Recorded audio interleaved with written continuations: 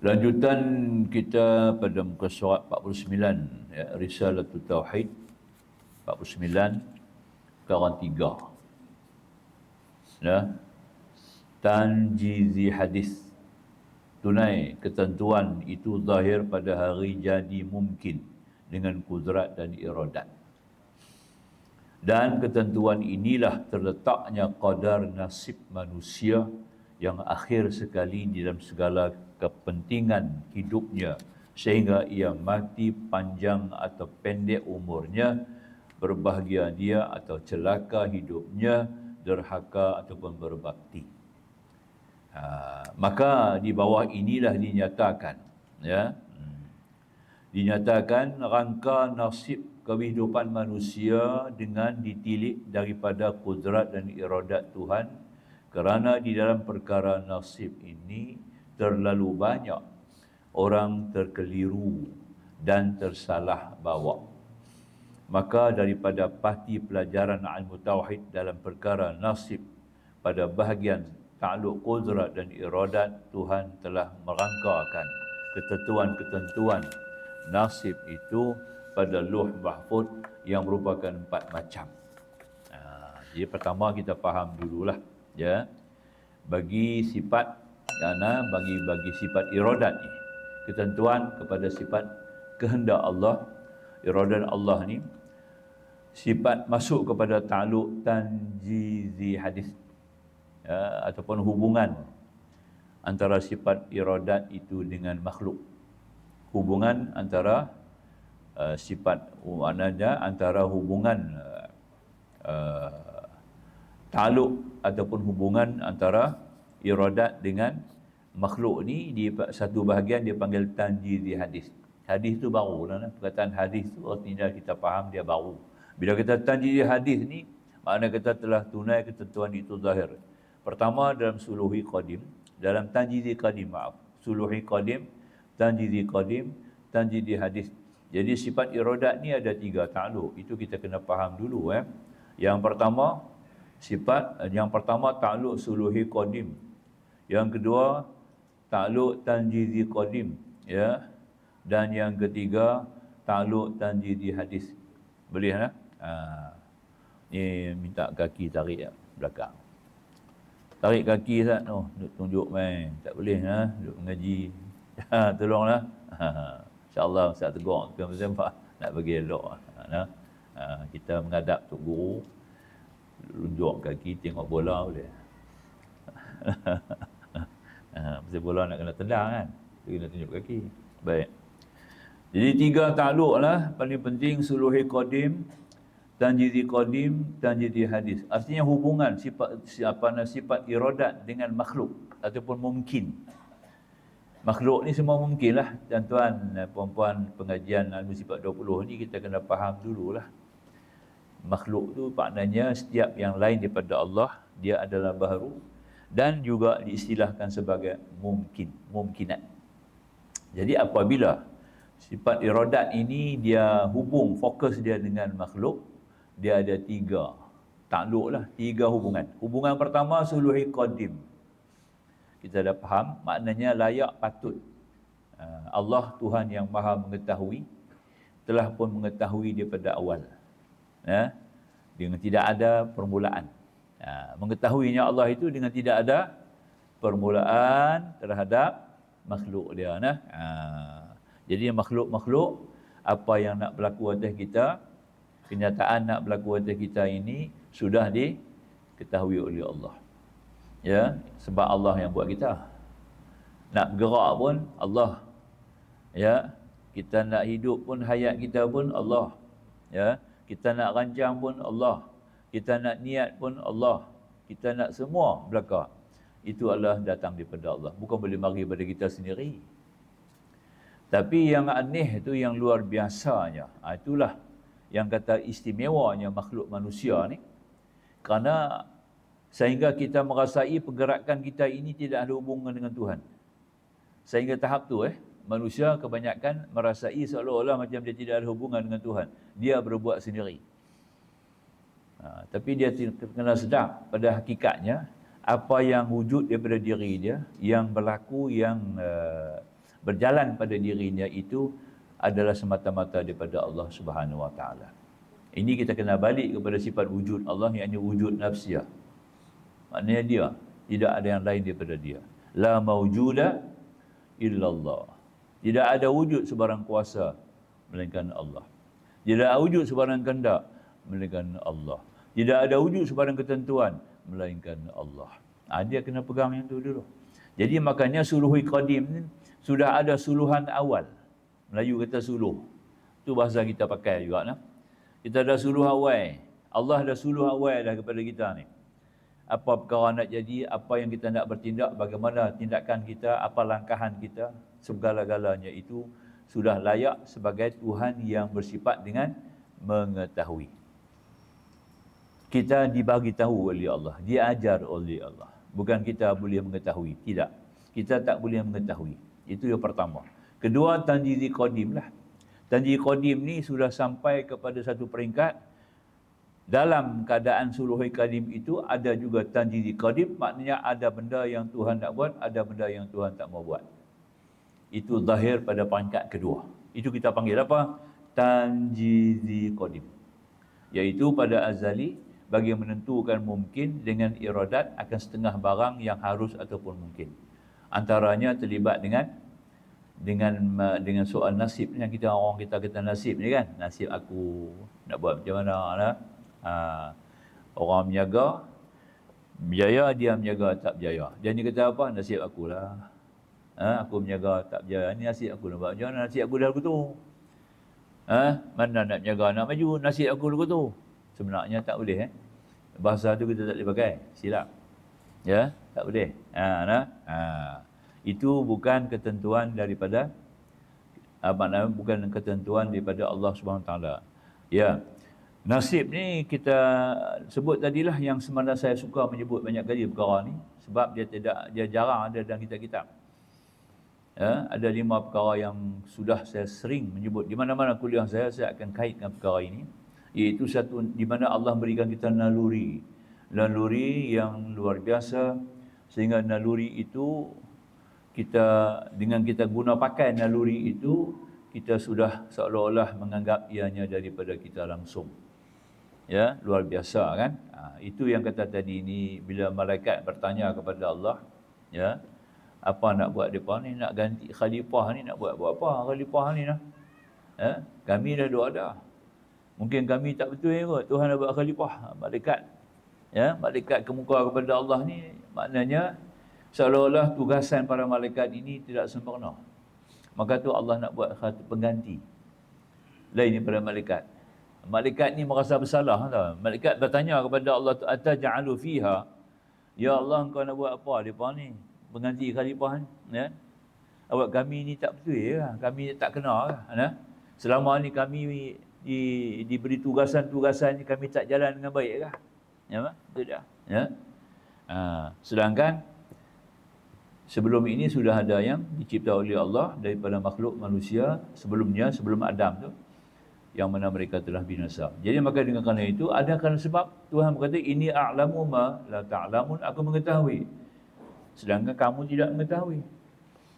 Apa dia yang aku nak buat tadi ni? Kerana dia istimewa. Istimewa pasal ada 5 tu. 5 ni yang istimewa, ya, yang tidak ada kepada makhluk lain. Yang pertama akal. Kedua ikhtiar. Ketiga waswas. Yang keempat idrak. Yang kelima kasab. 5 tu kita kena ingat tu, ya. Cari dalam kitab buku, bukan boleh semua jumpa, tak boleh lah. Terlalu jauh sangat lah dalam persoalan ilmu tauhid ni. Ada perkara ini dikaitkan sebab dia ada hubung kait dengan hikmah tauhid. Ilmu ni dia ada kaitan dengan hikmah tauhid yang hanya boleh kita jumpa dalam kitab hikam. Nampak ya? Kita kena ngaji kitab hikam. Ibnu Athaillah Askandari baru boleh jumpa ni. Kalau mengaji sifat 20 tak jumpa. Jadi saya kaitkanlah, ya. Sebab kitab hikam tu hikmah tauhid.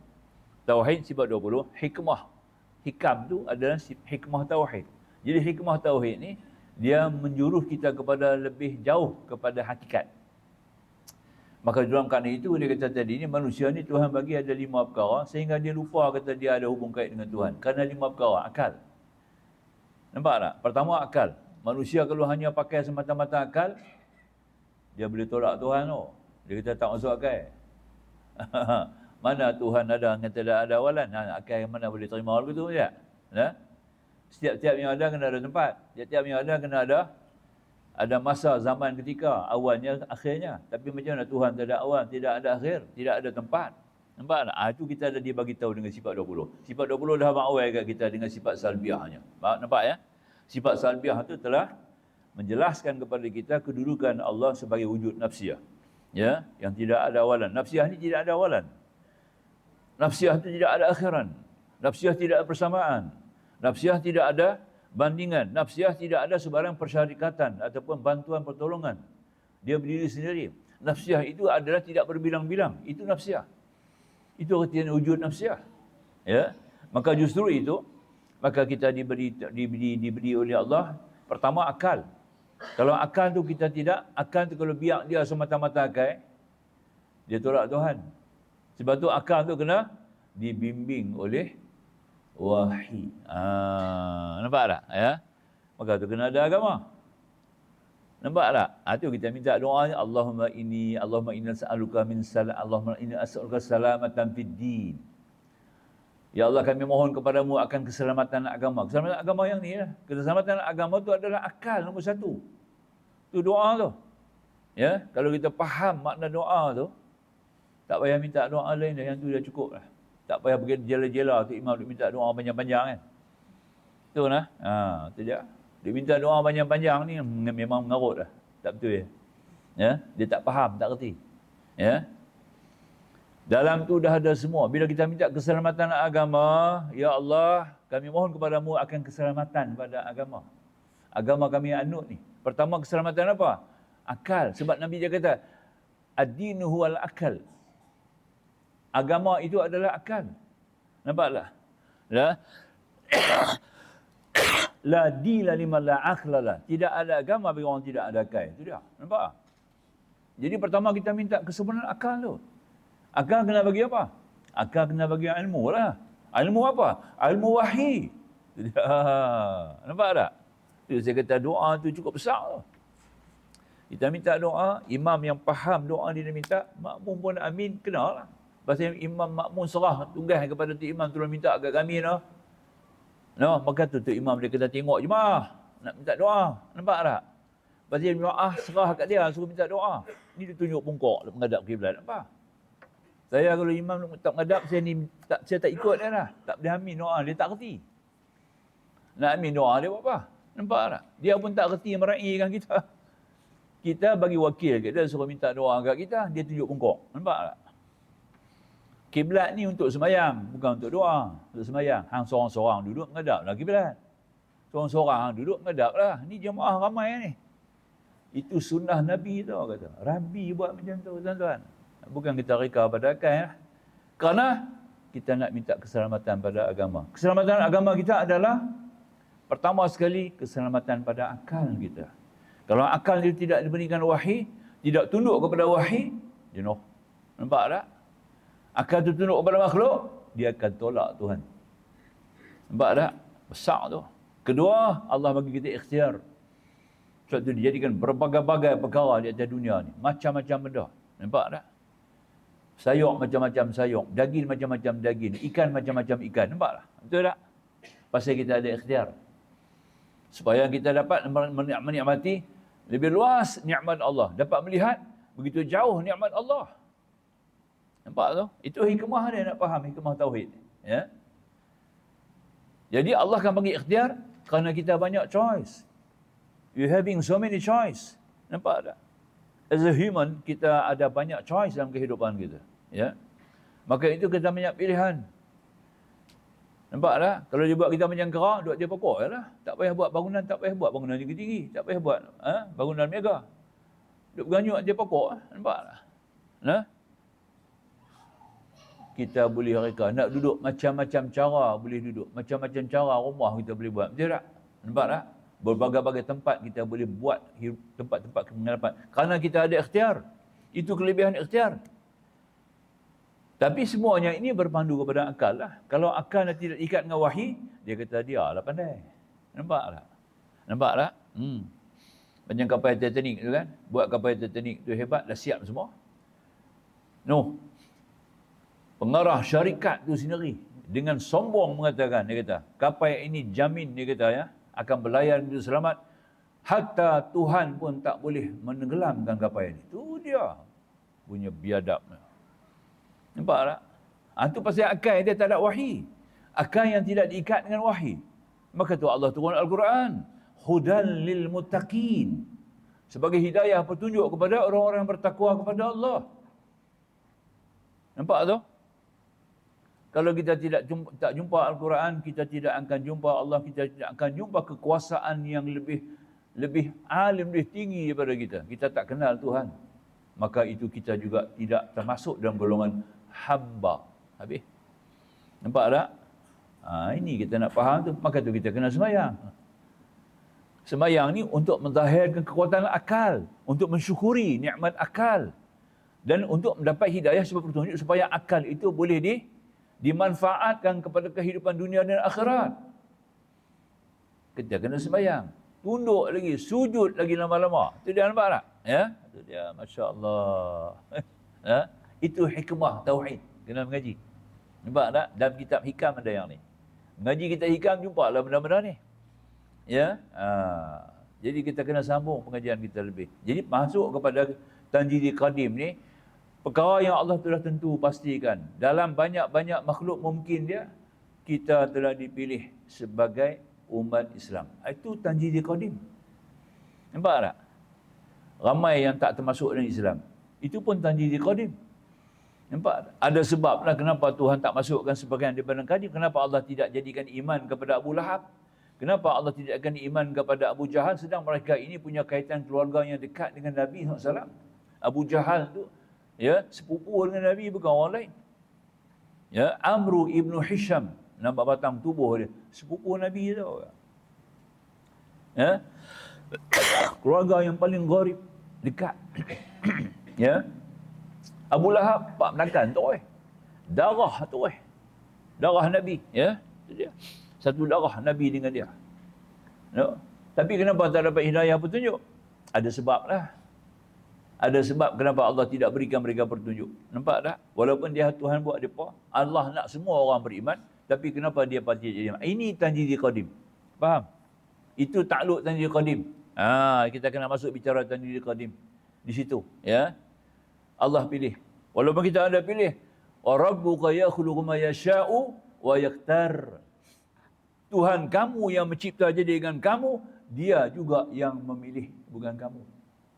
Kenapa dia pilih? Dia buat, dia tahulah pasal apa dia kena buat. Kenapa dia kena pilih, nampak tak? Itu kita panggil Tanjidi Qadim. Nah, apabila zahir pada pandangan kita, wujud terjemur yang mari sebagai manusia, itu kita panggil Tanjidi Hadis. Yang kita baca sekarang. Tunai ketentuan itu zahir pada hari jadi mungkin, dengan kudrat dan iradat, maka ketentuan ini terletak pada keadaan nasib manusia. Di sinilah adanya nasib. Nasib ni apa? Jurusan bidang kehidupan yang dia akan tempuh.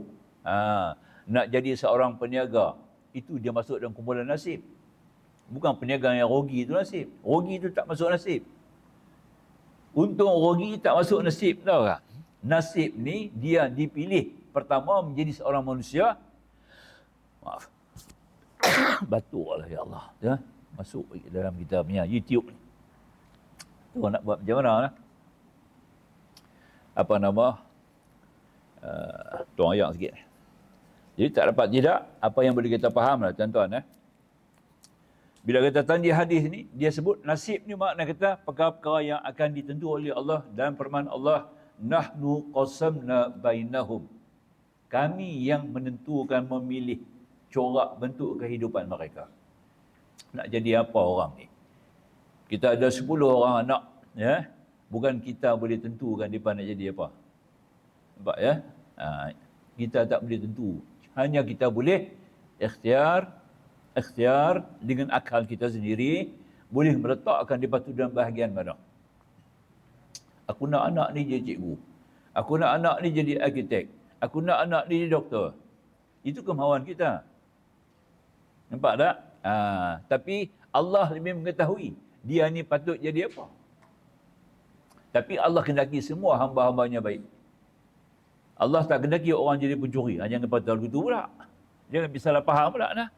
Allah kendaki orang ni jadi pencuri. Allah kendaki orang jadi penyamun. Jangan silap. Silap besar.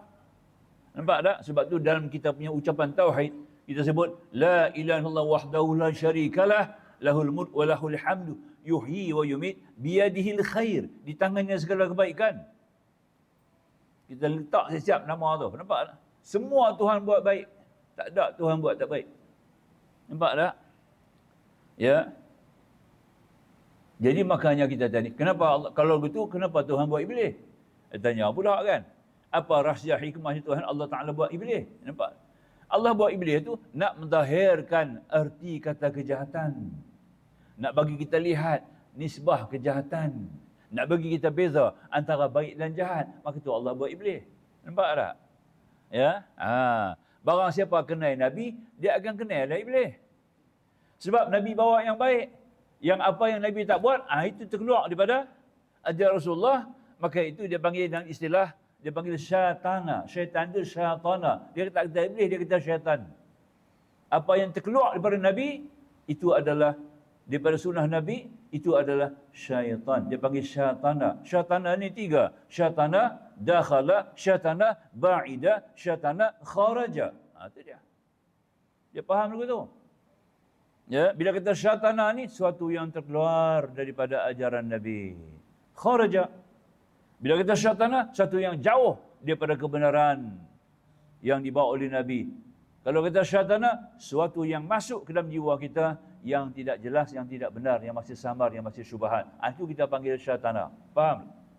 Jadi syaitana itu lebih kepada sifat, bukan kepada zat. Nampak tak? Itu dia ni. Siapa dia punya CEO? CEO dia iblis. Nampak tak? Ya. Yang bawa unsur-unsur dakhala kharaja ba'ida jauh. Maaf sikit lah. Kita kena pergi jauh sikit betul. Baru boleh faham. Ya. Dia kena pergi begitu jauh. Kalau tidak kita tak nampak. Tuang ayat sikit. Ustaz. Nak tuang ayat dia berhenti. Tak betul. Ya. Jadi makanya apa yang boleh kita ambil faham tadi, tanjil hadis ni adalah satu ketentuan. Di sinilah adanya nasib manusia. Nasib tu artinya corak budaya hidup. Nampak tak? Nah. Hang jadi tukang cat, hang jadi tukang simen. Nampak tak? Baru boleh bantu. Nampak tak? Ya? Itu dia. Kalau semua tukang simen, siapa nak buat cat? Nampak tak? Ya? Hang tolong buat perahu, hang tolong tangkap ikan. Tak sama. Dia tak? Bukan mesti orang tangkap ikan kena tahu buat perahu. Tak. Nah? Tak semestinya orang buat perahu kena tangkap ikan. Nampak tak? Jadi nasib tu artinya bahagian jenis sifat budaya kehidupan yang dicorakkan oleh Nabi SAW supaya manusia ini saling boleh membantu bekerjasama. Sebab kita tak boleh hidup seorang. Manusia mana boleh hidup seorang? Tak boleh. Nampak tak? Ya? Dia kena ada pembantu. Dia kena ada penolong. Dia kena ada teman. Dia kena ada pengingat. Dia kena ada penasihat. Sebab itu manusia dituntut untuk sentiasa meluaskan solidariti dia sebagai seorang manusia kepada manusia yang lain. Iaitu dengan mengharapkan pertolongannya tidak. Saya lapak nasi, nak makan. Saya ada periuk ya, beras tak ada. Nampak tak? Nah? Nak kena pergi cari beras. Ada beras, periuk tak ada. Kena cari periuk pula. Periuk kena cari orang boleh buat periuk. Bukan semua orang buat periuk boleh tanam padi. Masya Allah. Dah ada periuk, kena ada dapur pula. Bukan semua orang boleh buat dapur. Dah ada dapur, kena ada gas pula. Bukan semua orang boleh buat gas. Nampak tak? Maka itu, mai kita nak kenal, kita kena sembahyang Jumaat. Betul tak? Semua turun sembahyang Jumaat. Baru kenal sama sembahyang Jumaat kita, ada orang hardware. Dalam Jumaat kita, ada peladang. Dalam Jumaat kita, ada petani. Nampak tak? Maka tu Allah suruh kita sembahyang Jumaat. Supaya kita saling boleh membantu, saling boleh mengambil manfaat, sambil boleh memberi manfaat sama-sama kita. Ini satu kekuatan. Nampak tak? Baru bentuk masyarakat yang baldatun thayyibatun wa rabbun ghafurun. Al-Quran kata. Tidak. Negara yang begitu baik di mana mereka telah mendapat makmur dan juga mendapat pengampunan daripada Allah Subhanahu wa taala. Alhamdulillah. Kita kena pergi jauh sikitlah nah. Baru kita nampak. Ini artinya kita nak kupas tanji hadis ni. Kalau habaq saja dekat tu tak dia benar lah. Kita kena rendangkan sedikit tanji hadis tu. Bahawa itu maka di bawah ini katakan nasib kehidupan manusia ditilik daripada kudrat iradat Tuhan kerana di dalam perkara nasib ini terlalu banyak. Yang kita habaq di 5 perkara ni jangan lupa 5 perkara ada pada kita pakai guna. Yang pertama akal, kedua ikhtiar, ketiga waswas, yang keempat idrak, kemahuan. Kita kena ada kemahuan yang kuat. Manusia lah makhluk Allah yang punya kemahuan yang kuat. Tu boleh kambuh laut. Kemahuan yang kuat. Boleh pindah gunung. Boleh buat gunung baru. Man-made. Ini kelebihan manusia. Pasal ada idrak. Idrak lain daripada makhluk manusia tak boleh buat apa. Nampak tak ya? Kendak makhluk lain. Cuba kita buat bandingan makhluk lain. Ada makhluk lain yang punya kendak yang lebih kuat pada manusia? Tak ada. Ya, jin pun tak ada. Maka tu kita tak boleh bergabung dengan mereka. Allah tak bagi kita nampak. Pasal mereka tidak ada kekuatan macam kita. Mereka lemah. Mereka juga makhluk yang lemah. Jin ni makhluk yang lemah, bukan makhluk yang kuat. Ya. Baca surah jin. Nampak tak? Sampai boleh tengok mereka sendiri lah. Nanti kot insya-Allah Tidak. Baru kita akan nampak betapa pentingnya kita, betapa besarnya kita, betapa penting mulia kita, tak payah tunduk kat mereka. Nampak tak? Ya. Mereka yang tunduk dengan kita. Ya, tidak. Itu paling penting sekali kita ambil. Makanya kata tadi ini, kita ambil pada kalam kita tadilah, ya, menyebut, kata musannif, maka dalam ketentuan ini, gosok apa tadi, kita tengok ya. Iaitu,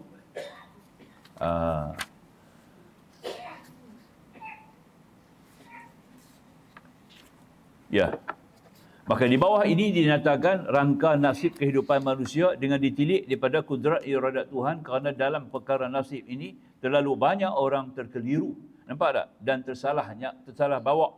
Maka daripada parti pelajaran ilmu tauhid dalam perkara nasib pada bahagian takluk kudrat dan iradat Tuhan telah dimerangkakan. Ketentuan nasib itu pada Lauh Mahfuz yang merupakan 4 macam.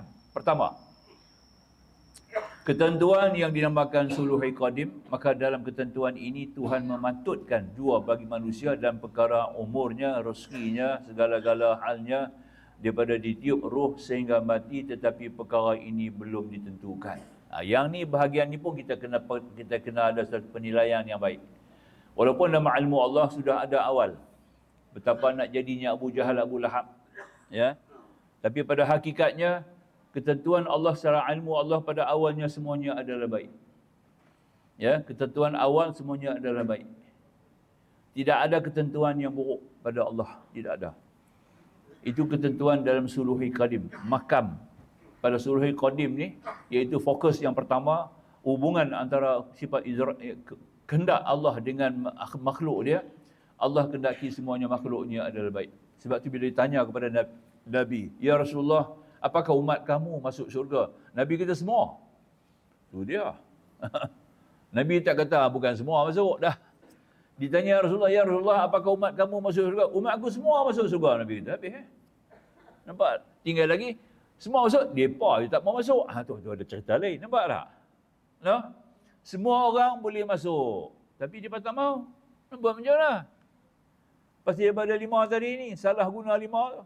Ya, akal, ikhtiar, waswas, kehendak, kasab, salah guna 5 benda ni. Tak pandai guna 5 benda ni. Akal mereka tu tidak dibekal dengan ilmu. Akal itu tidak diisikan dengan ilmu. Nampak tak? Macam mana dapat ilmu tu pula? Itu kena pergi lain pula. Al-Imam Syafi'i. Bisa tak bak tu, cuma cerita awal. Imam Syafi'i kata, ilmu itu kita peroleh, kita boleh dapat ilmu dan merupakan penuntut ilmu yang jati. Dan mendapat ilmu yang jelas daripada Allah ada 6 syarat. Imam Syafi'i bagi tahu. Nampak tak? Tak ada 6 syarat ni, memang dia tidak akan dapat ilmu sampai bila-bila. Boleh ada ilmu saja, 2 perkara tak ada. 2 perkara tak ada, habis. Nampak tak? Pertama, tidak ada kepahaman. Kedua, tidak ada hikmah. Habis. Ada ilmu, belajar sampai bertahun-tahun. Nampak tak? Tapi pertama, dia tidak ada faham. Mengaji tak faham. Sebab Nabi kata, "May yuridillahu bihi khairan yufaqihu fid din." Nabi kata. Nampak? Barang siapa yang Allah Ta'ala kehendaki dia merupakan orang yang boleh buat kebaikan, maka Allah akan bagi dia faham kepada agama. Nampak tak? Faham tu bukan ustaz bagi faham, bukan tok guru bagi faham lah, ya.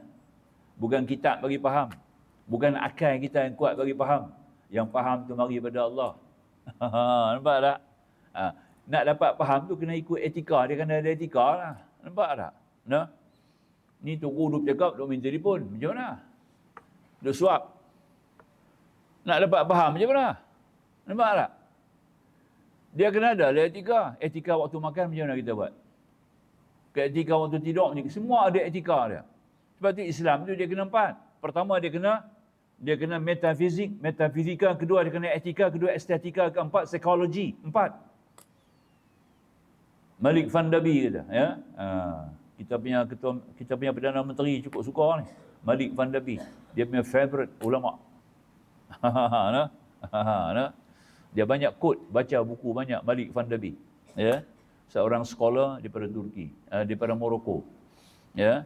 Dia sebut Islam ni kena 4. Pertama dia kena metafizik, dia kena ada ilmu tauhid, dia kena ada ilmu ghaib, dia kena faham bab-bab ghaib, dia kena faham Al-Quran. Sejarah tentang jelas tentang soal ghaib. Allazi nu'minu bil ghaib. Tuhan sebut mudah-mudahan Quran dia tak. Itu metafizik dia panggil. Dia fizik tapi dia meta, benda tak nampak.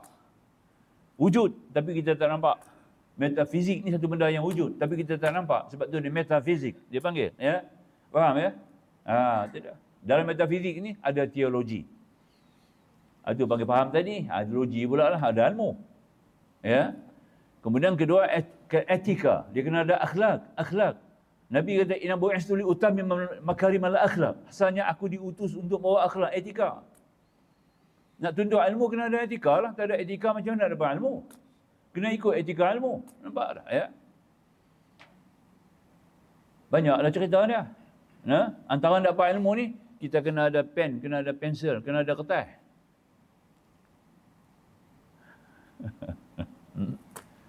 Kena ada pensel, senasa bawa pensel, tahu tak? Imam Hanbali, tahu tak Imam Hanbali? Kena kan? Imam Hanbali hafal 1 juta hadis. Mazhab Hanbali 1 juta hadis tau dia hafal. Punya alim. Ya. Bawa pen lagi, bawa pensel dengan kertas. Sahabat dia tanya, kata, kau punya alim macam ni 100 juta hadis bawa kertas. Dia kata lah, aku akan bawa pensel dengan kertas sampai masuk kubur. Dia kata. Pasal tuntut ilmu sampai dalam kubur. Nampak tak? Kita 1 hadis pun tak baik. Nampak tak? Tak bawa kertas, tak bawa hadis. Mereka duduk cakap. Jadi lecturer pula kita. Ya? Ustaz pula jadi, anak murid duduk kena baca kitab. Nampak? Tok guru baca kitab, anak murid duduk macam lecturer. Amboi, hebat bukan main. Ya? Macam mana dapat ilmu? Ini etika. Nampak tak? Nah, tu dia. Saya umur 5 tahun, bapa halau pergi masjid, pergi ngaji. Pasal Tok Wan orang Yaman. Nampak tak?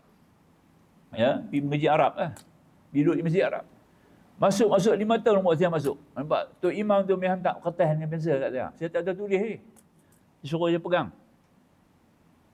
Lekat sampai tua. Nampak? Itu syarat mula, kena ada dulu. Maka tu kita ada kitab. Hari ni kita ada kitab. Lagi kemas Ni kitab, betul tak? Pensel, betul tak? Kertas, betul tak? Tuntut ilmu apa? Nah? Betul tak saya kata ni? Tapi hari ni kita habaq je lah. Mungkin tuan-tuan tak tahu, lain kali jangan buat lagu ni, ya, no? Dah dengar ni kena prepare lah, kata lah. Tidak, jangan tunggu kuliah Ustaz-Ustaz ya. Semua kuliah, masuk mana-mana dewan kuliah, bawa pensel, bawa pen. Nampak tak? Tuan-tuan kenal kan? Fellowship Dr. Osman Al-Muhammadi. Kenal Kenal Kenal Orang kalau bidang ilmu ni, kita kalau memang duk pergi mengaji kuliah-kuliah ni, kita kenal lah. Fellowship IKIM Dr. Osman Al-Muhammadi rahmatullah, meninggal dah. Alim sungguh. Dia kalau mari Pulau Pinang, ni call saya Pulau Pinang, call. Ustaz Azan, ada lapang ke malam ni? Kena kata lapang lah. Guru besar ni. Tok guru besar. Nampak? Meraih dia. Walaupun saya mengajak, kita postpone malam ni, Ustaz ada hal sikit. Kerana nak sambut Tok Guru besar. Bukan apa nak ajak pergi makan. Pulau Pinang kan kaya dengan makanan, ya. Food heaven kan. Maka tak dapat tidak. Pergi makan dengan dia. Makan dengan dia, dia hanya pakai gerpu. Gerpu dengan sudu tau tak? Tak pakai tangan. Oh, gerpu dengan sudu. Tidak. Order ada satu plate, satu talam. Asahan punya udang dengan apa semua. Order. Dia makan semua pakai gerpu. Dan sebelum makan, dia bawa keluar pen, dia bawa sebelah, bawa keluar buku kecil. Notebook kecil, bawa sebelah. Bawa sebelah dia. Oh, tidak. Saya duduk perhati, tengok, ish, hebat. Mana ada orang makan bawa keluar buku pen? Ada? Tak ada. Dia bawa keluar buku sebelah, bawa pen sebelah. Tidak, nampak? Makan. Pasal tu kena makan garpu je. Pasti nak tulis ni. Kalau makan dengan tangan, belum nak tulis macam mana? Nampak tak? Cap hebat sungguh. Dia tahu dah, aku duduk, dia ni orang pun ustaz juga ni. Ustaz Hasan ni ustaz. Takkan dia nak merapu kot. Mesti bercakap benda-benda yang ilmiah. Dalam bercakap, memang makan kita kena bercakap. Nampak tak? Kalau tidak, dia jadi nampak tak elok sikit. Dia sumbat tak berhenti, nampak tak? Dia pegang garpu jam-jam tak lepas. Nampak tak? Mana boleh? Nak kena kunyah 40 kali tu. Sekali makan nak kena kunyah 40 kali. Letak garpu jam-jam dulu. Ini dia. Silakan muazzin dengan segala hormat. Azan dulu, sebelum kita sambung sikit. Masa berjalan.